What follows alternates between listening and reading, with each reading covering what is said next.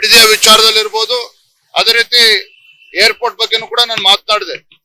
ಕನಕಪುರಕ್ಕೆ ತೆಗೆದುಕೊಂಡು ಹೋಗ್ಬೇಕು ಅಂತೇಳಿ ಮಾನ್ಯ ಮುಖ್ಯಮಂತ್ರಿಗಳು ಇವತ್ತು ಷಡ್ಯಂತ್ರ ಮಾಡ್ತಾ ಇದ್ದಾರೆ. ನಮ್ಗೇನು ಕನಕಪುರದ ಬಗ್ಗೆ ವಿರೋಧ ಅಲ್ಲ, ಆದ್ರೆ ಇವತ್ತು ಏರ್ಪೋರ್ಟ್ ರಾಜ್ಯದ ಜನರ ಅಪೇಕ್ಷೆ ಇರುವಂತದ್ದು. ಯಾವ್ದೋ ಒಂದು ತುದಿಗೆ ತೆಗೆದುಕೊಂಡು ಹೋಗಿ ಏರ್ಪೋರ್ಟ್ ಅನ್ನ ಅಲ್ಲ ಮಾಡೋದ್ರ ಬದಲಾಗಿ ತುಮಕೂರು ಅಕ್ಕಪಕ್ಕ ಭಾಗದಲ್ಲಿ ಮಾಡಿದ್ರೆ ನಿಜವಾಗ್ಲೂ ಕೂಡ ಮಧ್ಯ ಕರ್ನಾಟಕ ಮತ್ತು ಉತ್ತರ ಕರ್ನಾಟಕಕ್ಕೆ ಬಹಳ ದೊಡ್ಡ ಅನುಕೂಲ ಇದರಿಂದ ಆಗ್ತದೆ. ಅಲ್ಲಿ ಸರ್ಕಾರಿ ಜಮೀನಿನ ಲಭ್ಯವೂ ಕೂಡ ಇದೆ. ಹಾಗಾಗಿ ಕೇವಲ ರಿಯಲ್ ಎಸ್ಟೇಟ್ ಇವ್ರ ಜಮೀನುಗಳಿಗಷ್ಟೇ ಬೆಲೆ ಬರಬೇಕು, ಈ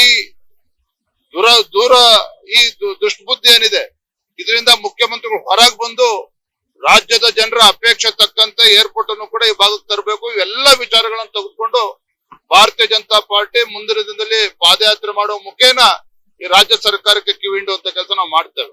ಈಗ ತಾನೇ ನೀವು ನೋಡಿದ್ರಿ, ವೇದಿಕೆ ಮೇಲೆ ಕೂತು ನಿರ್ಧಾರ ಮಾಡಿರುವಂತದ್ದು. ಎಲ್ಲ ಜೆಡಿಎಸ್ ಜೊತೆ ನಾವು ಮಾತನಾಡ್ತೇವೆ. ಪ್ರಶ್ನೆ ಇಲ್ಲ ರೀ.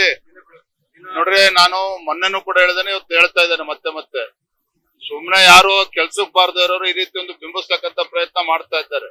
ರಾಜ್ಯದ ಅಧ್ಯಕ್ಷನಾಗಿ ಇವತ್ತು ಡಿ.ಕೆ. ಶಿವಕುಮಾರ್ ಅವರಿರ್ಲಿ, ಸಿದ್ದರಾಮಯ್ಯ ಇರಲಿ, ಕಾಂಗ್ರೆಸ್ ನೋಡಿ ಯಾರೇ ಇರ್ಲಿ, ಯಾವತ್ತೂ ಕೂಡ ಎದುರುಕೊಂಡು ಮನೇಲಿ ಕೂತಿರ್ತಕ್ಕಂಥವನಲ್ಲ.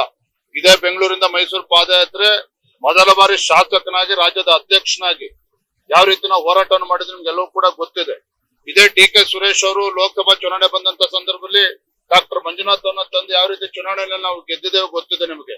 ಹಾಗಾಗಿ ನಾನಿವತ್ತು ರಾಜ್ಯದ ಅಧ್ಯಕ್ಷನಾಗಿ ಜವಾಬ್ದಾರಿ ಸ್ಥಾನದಲ್ಲಿ ಇರ್ತಕ್ಕಂಥವ್ರು ಯಾರಿಗೋ ಕೋರಿಕೆಗೆ ನಾನು ಹೋರಾಟ ಮಾಡ್ತಕ್ಕಂಥ ಅವಶ್ಯಕತೆ ಇಲ್ಲ.